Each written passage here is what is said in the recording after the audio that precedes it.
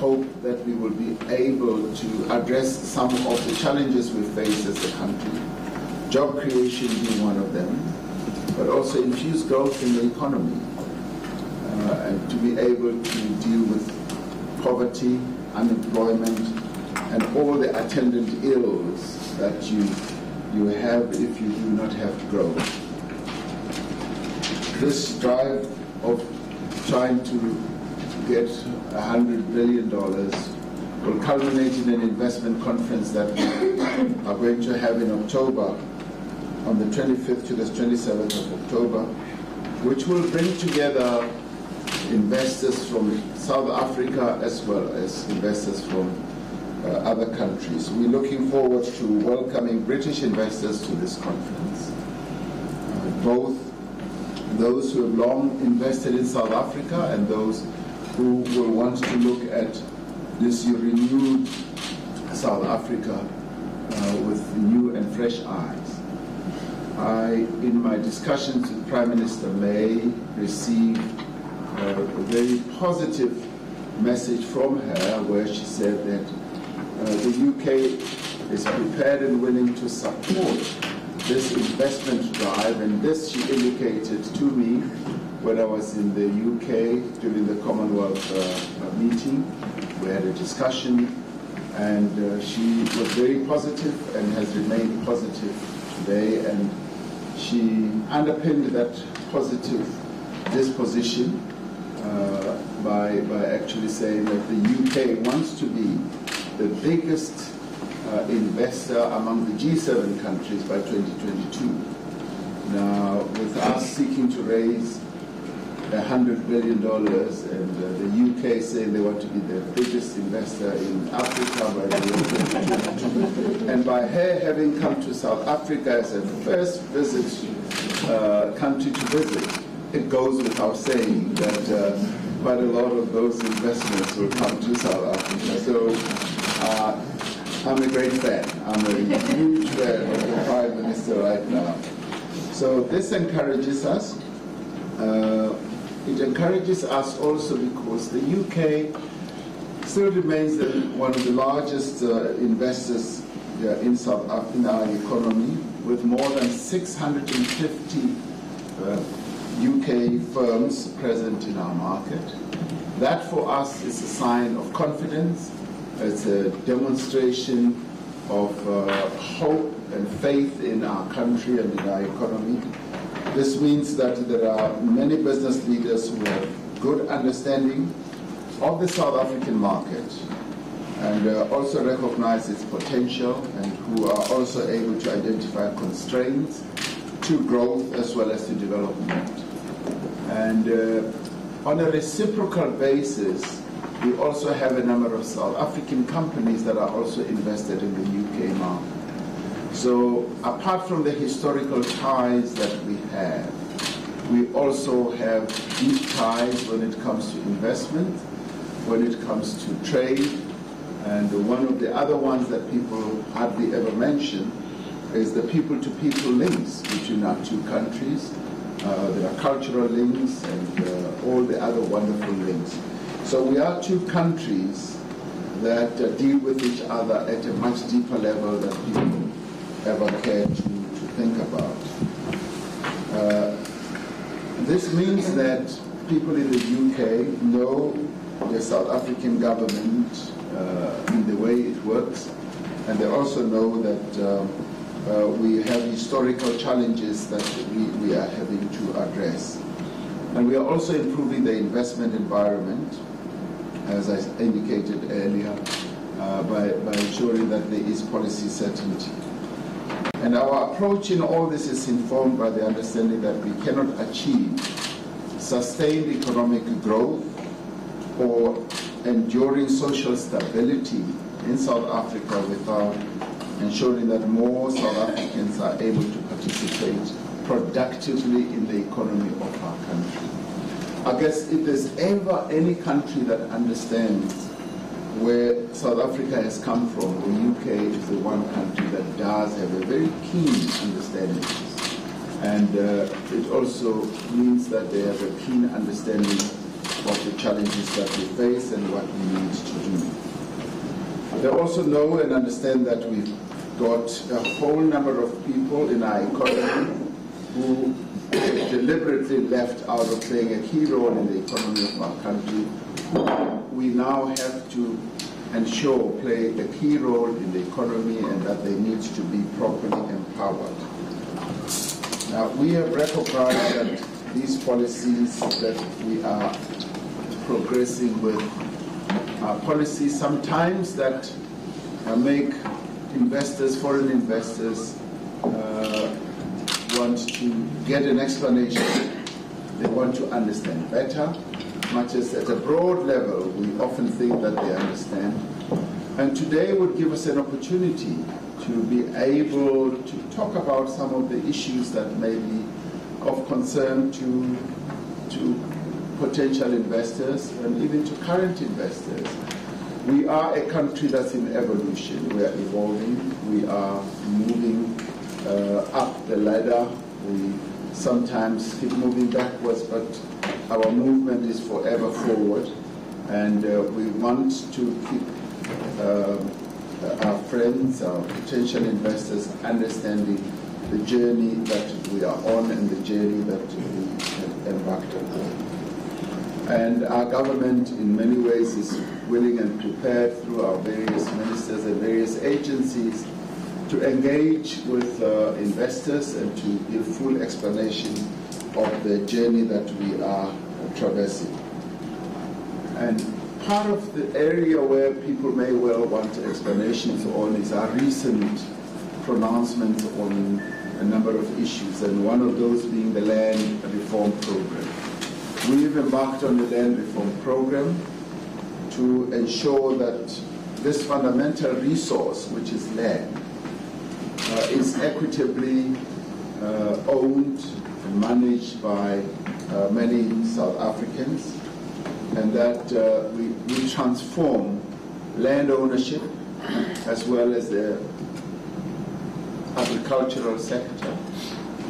Given our history where people were moved away from their land, and land was taken away from them, we therefore have a historical issue to address. And we then decided to embark on this process of land reform. And this has been given rise to by the fact that this is a wound that has remained unhealed from the past. When we did our settlement, Prime Minister, in 1994, I often tell people that there were 4 issues that almost torpedoed our movement towards ending the nightmare of apartheid. The one was language. The second one was the right to strike, which the unions were demanding. The third one was education, and this also had its roots in our past where black people were given inferior education. And the fourth one was land. And that came up because our people were saying we were deprived of this important asset. We now are bringing the nightmare of apartheid to an end, and apartheid actually manifested itself by those apartheid rulers taking land away from us. We now want our land back. So we crafted a clause in our constitution which spoke to that all South Africans, and not just a few, should now have the right to have property rights, and that the land should be equitably distributed, and when it is, those who have the land, we should get to a point where if we take land, they should have compensation, and the compensation needs to be done in a particular way. Embedded in that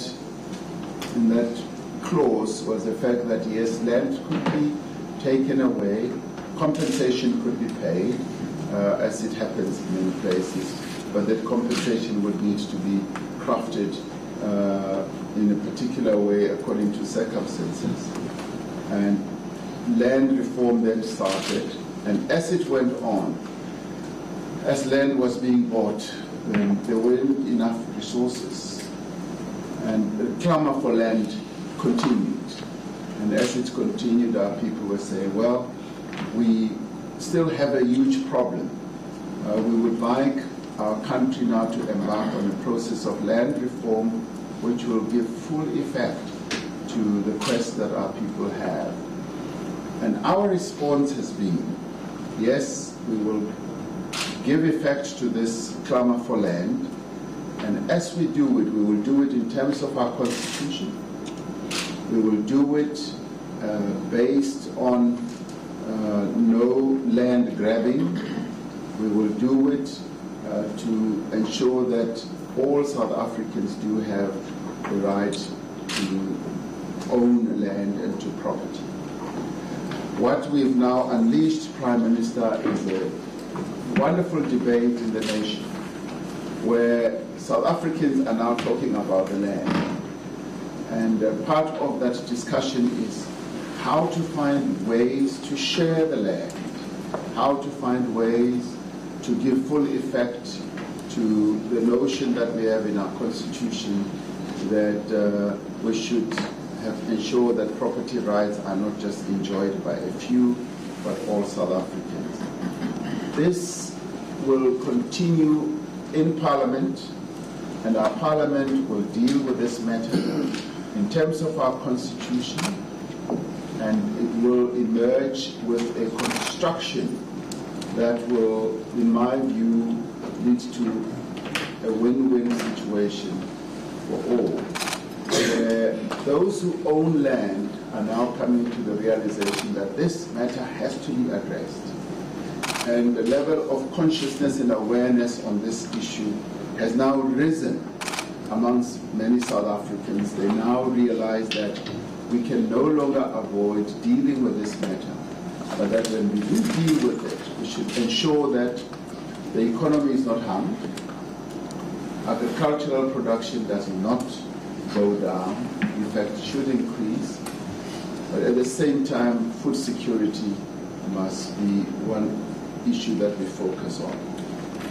And as we do this, we will want to focus on, yes, transforming, developing, but having stability. And we believe that through these considerations, we will be able to find a solution which all South Africans will own. I want to end on this by saying that as this wonderful debate has gone on, some people have been alarmed, have been shocked, but at the same time it has yielded a process through which many South Africans are now beginning to come forward with positive solutions. They're putting positive solutions on the table on how best it can be addressed. Some of them are coming forward and saying, we are prepared to share the land. Some have been coming forward and say, our business is really not land ownership. We're prepared to give land so that you can address this issue. Addressing it for us is important because it will enhance stability. And we see this as a platform through which we can also enhance growth, the growth of our economy. Because once this important resource is now made available to many more people, it basically means that it becomes a platform for growth, a platform for generating economic growth and creation of jobs, and it brings in those who have been prevented from participating in economic activity by utilizing land into economic activity. So we are now saying that those who have been concerned and feared that this may not be well handled need to be reassured that we are as responsible as we were when we settled the apartheid nightmare under the great leadership of Nelson Mandela. When we settled the apartheid nightmare, many people around the world thought it was so intractable we would never solve it, that the country would go up in flames in a civil war. We didn't. We found a smart solution where we had a government of national unity, and were then able to progress towards full democracy thereafter. And similarly, on this issue, we are certain as South Africans that we are going to find solutions that are going to make sure that our people have access to land. And land does not only mean in the rural areas, it also means in the urban areas, because the clamor for land is also where our people should live, and in the other areas is where they can engage in economic activity. So we are then determined that whatever measure we take to effect land reform should not harm the economy, should in fact be a boost to our economy. And we are taking a number of other steps, as I want to conclude on this, to tackle another problem which became of great concern to our nation, which is corruption.